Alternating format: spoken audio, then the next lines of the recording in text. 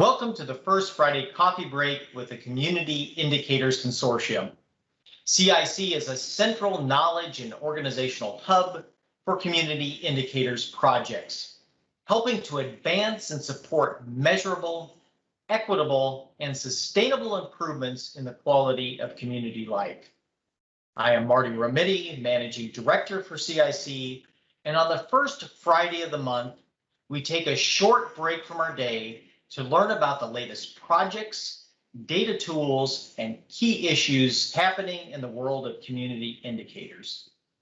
This month, we will hear from Jeff Aguy, founder and CEO of 2043, a public-private partnership dedicated to achieving a sustainable, inclusive economy by the year 2043. Jeff believes the inclusive economy everyone deserves is not only possible, but attainable. After reviewing traditional indicators of inclusive economic growth, Jeff offers a number of new indicators based on a recent report by the Rockefeller Foundation. These indicators offer a more global view, and many may be relevant to your communities. The report itself can be found at the link below if you want to follow along as Jeff presents. In particular, both Jeff and his commentary, along with the Rockefeller Foundation report, remind us that community indicators projects are powerful pursuits as they promote economic transformation for the betterment of all. Thank you again for joining this month's CIC Coffee Break. Good morning, everyone. Glad you're able to join with us this morning. Today, we'll be talking about indicators of inclusive economic growth. My name is Jeff Aguy, and I'm the CEO of 2043. To begin, we will review more traditional indicators of economic growth, followed by a really robust report by the Rockefeller Foundation that has more inclusive indicators that can measure economic growth. And with those measures, it is possible that all the indicators may not apply to your specific location, but this global worldview will allow you to decipher data that makes the most sense for your community.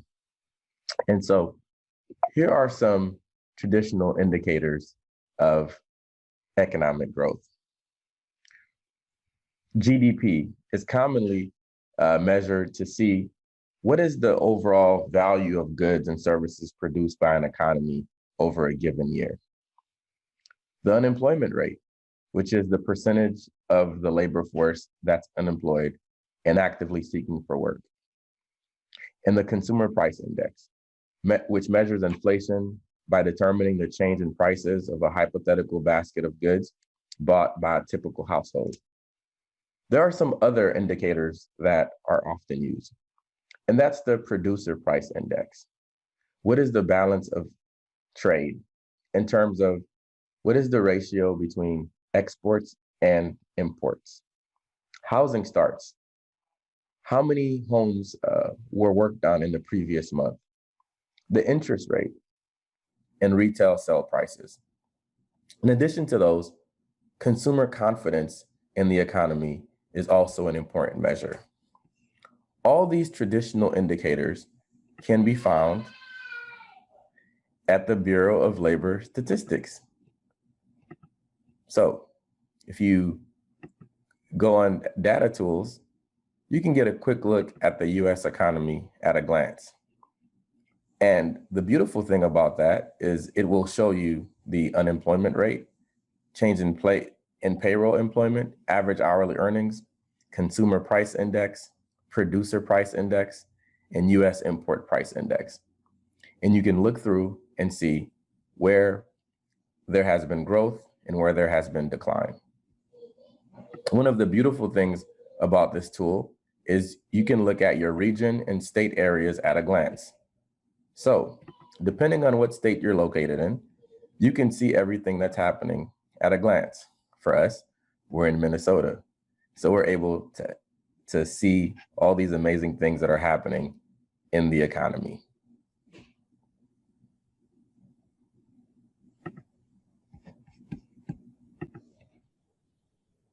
We see some of these traditional indicators as we've looked available at the Bureau of Labor Statistics.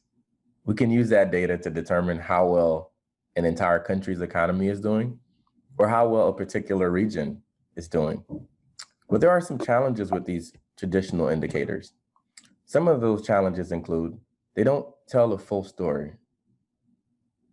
They do not account for social determinants, and they lack nuance and context. What that looks like is a particular economy can be doing really well, but it does not necessarily reflect the entire population. For example, over the past 3 years, Minnesota has ranked top 5 and one of the worst places for Black people to live. It is consistently one of the best places in terms of unemployment, attainment of education, number of corporations. And so we know that telling the full story means we need to add more nuance and to measure the indicators of economic growth that affect everyone. And this is why this Rockefeller report is just so important. And your team or yourself can utilize these indicators in any ways that fit best for you. The beautiful thing about it is it's not a one-size-fits-all solution.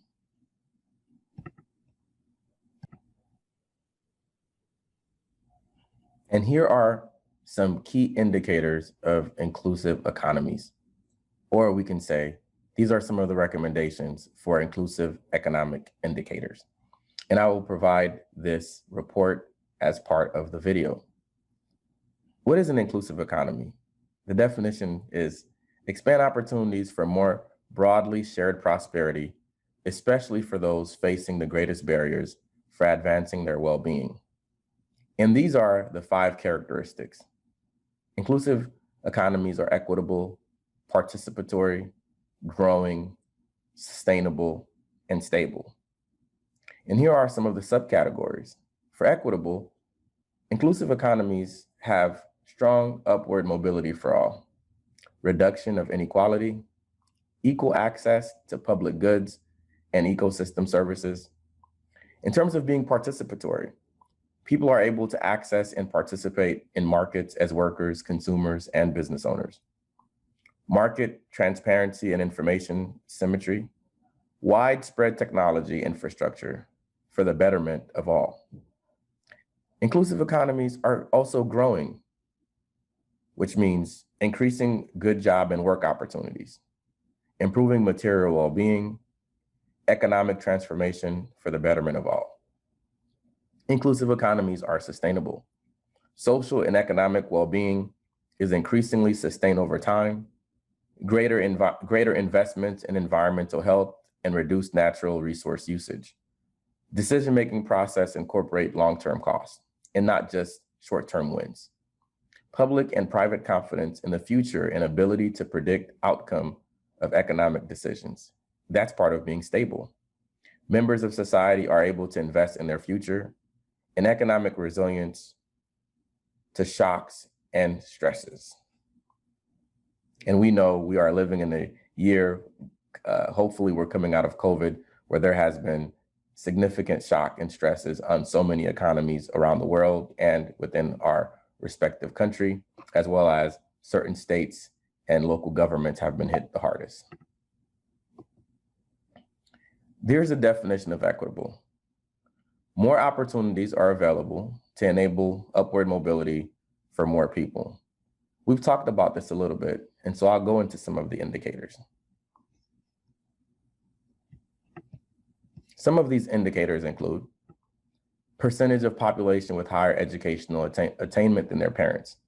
It's a really great measure when you can see folks who are getting more higher education than their parents. That means that there is growth happening. Intergenerational income mobility, similar. How are we looking at income mobility from an intergenerational standpoint? We should be further than our parents and further than our grandparents. As a first generation college student, these two have a special meaning for me. So apart from those 2 core indicators, they also suggest additional indicators to consider. Proportion of the lowest earnings 25 to 30-year-olds that experience wage progression 10 years later. We know one of the challenges that we're seeing in our current economy is millennials, in terms of the older millennials who are 40, are one of the first generations who have been locked out of homeownership due to the prices of homeownership, as well as due to the lack of wage increases. Another one to consider is early childhood education. It's so important to see and understand, as we're building the future, how children are having attainment to early child education. It's important for inequality. And in this report was made in 2016, where the thought of inequality is declining. But now with COVID and the challenges with wealth, a transfer of wealth, we know that inequality is at its highest.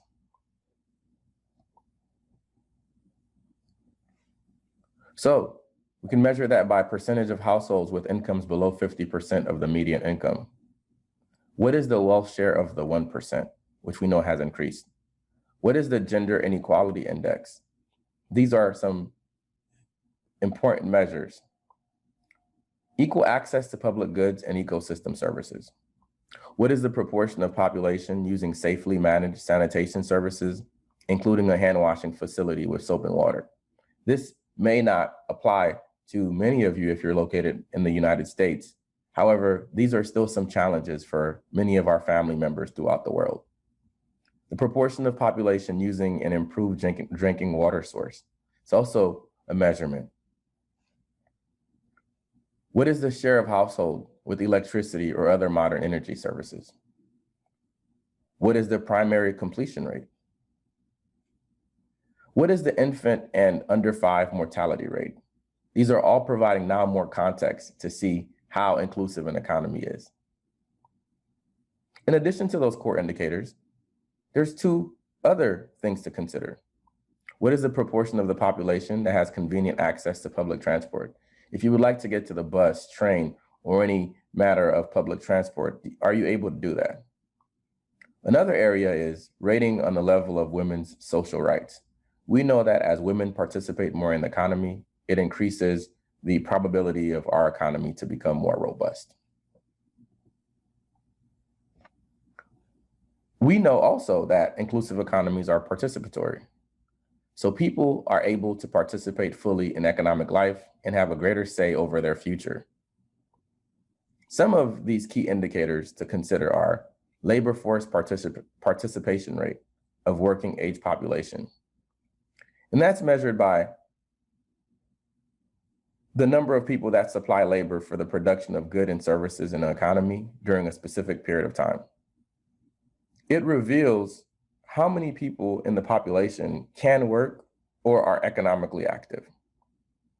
Share of informal employment.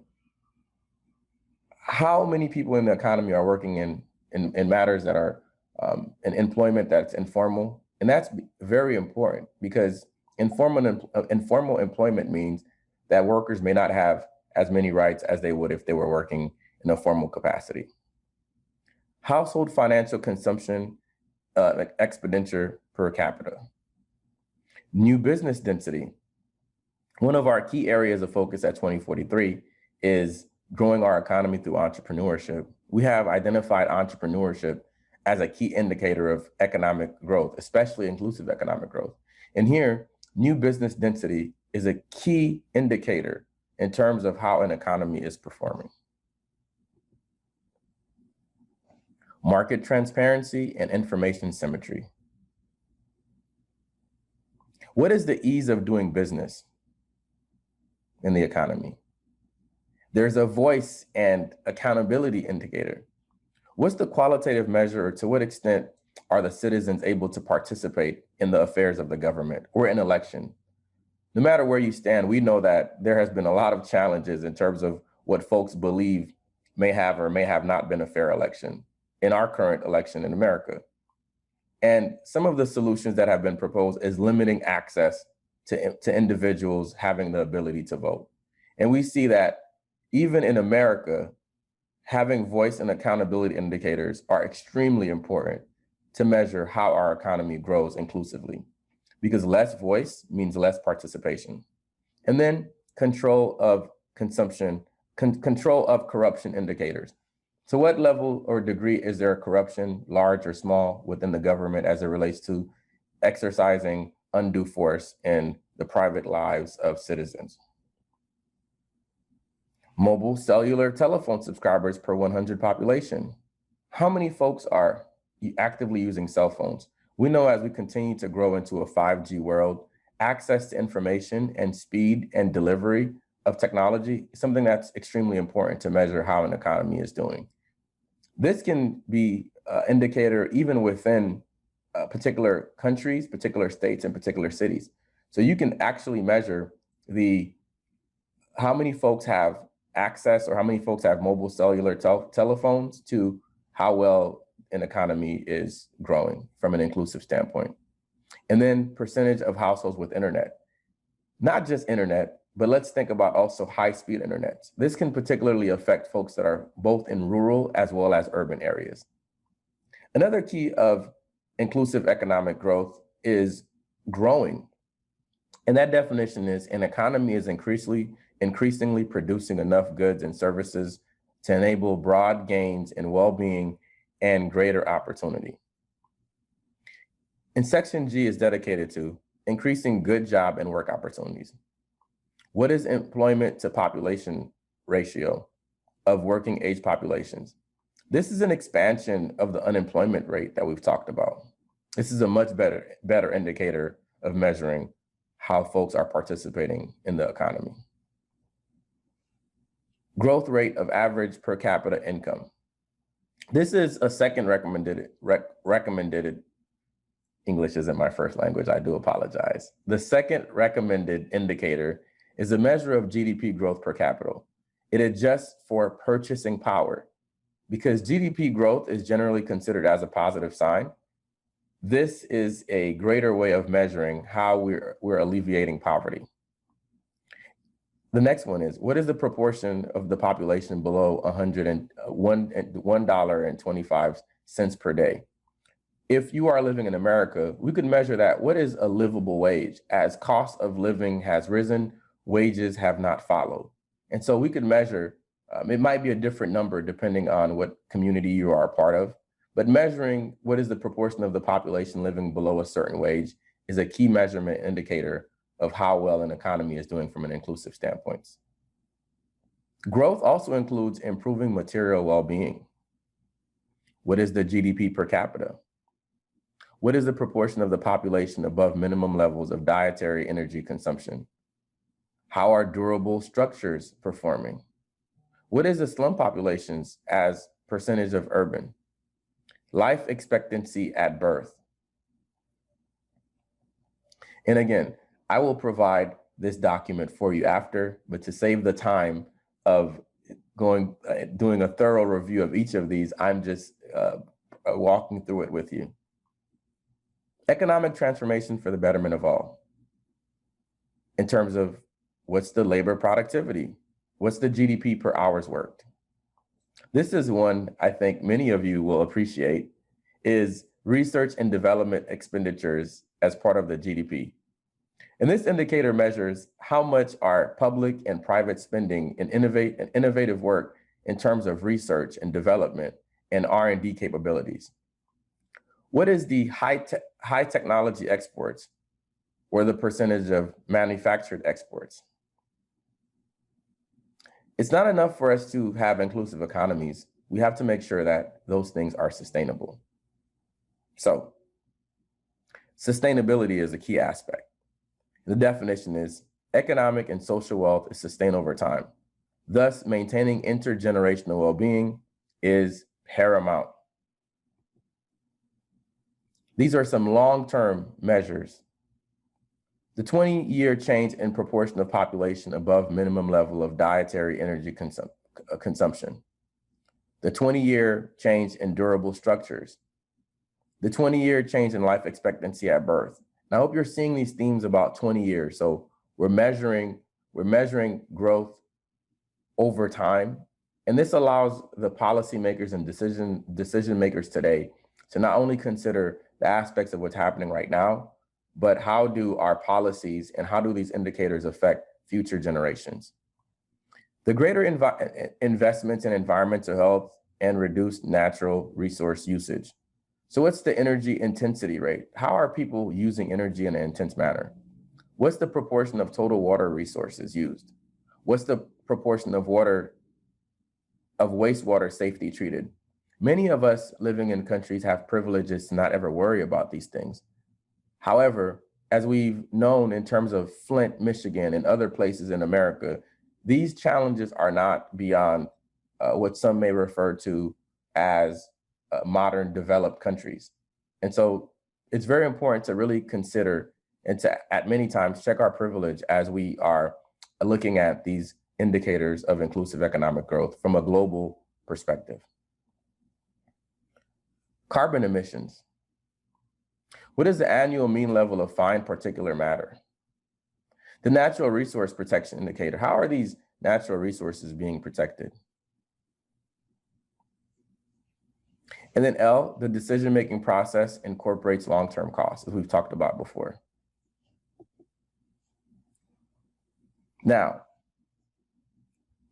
another indicator is stability. And that definition is individuals, communities, businesses, and governments have a sufficient degree of confidence in the future and an increased ability to predict the outcomes of their economic decisions. Public and private confidence in the future and ability to predict outcomes of economic decisions. That's so important. When enough people lose confidence in the future, then we have some severe challenges on our hands. So some of these indicators are standard deviation of year-to-year change in GDP for the previous 20 years. So we're seeing if GDP is moving in a significant way. Regulatory quality indicators. And the World Bank measures this by the ability of policymakers to articulate and implement sound policies and regulations that enable and encourage private sector development. What's the percentage of the population using bank services? The more folks who are using formal bank services also indicates growth in that particular economy. Percentage of population age 15 plus who have borrowed from a financial institution. And this measure really tells us, again, how many people are participating in the formal economy and receiving and borrowing credit. And this is a great way to measure economic growth. Microinsurance coverage ratio. CPIA property rights and rule-based governance rating. It's measuring, this measure indicates to what extent that contracts and property rights are protected. This, I love O. It is economic resilience to shock and stress. Government expenditure on Social Security and welfare as a percentage of total government expenditure. And we know, again, talking about the United States, that there's significant debate now about Social Security reform, or what folks like to call entitlement reform. I find it always interesting how whenever we are dealing with aspects that help folks, especially folks in poverty, we call it an entitlement. But whenever we're working with large companies, we call it not an entitlement at all. And so we might, at times we call it a subsidy. What are the social protection and labor rating? So some of these, I've spouted off some of these as indicators for economic growth, but hopefully as you read this report, you can go much deeper and you can find for yourself what are some indicators that might work for your community. And one of these, what I love most about this particular report is that you can make it your own. Some things may not apply. So for example, $1.25 per day may not apply, but what's that right number? Is it $15 an hour? And I hope you can use these indicators to measure how well your community is doing. Thank you so much.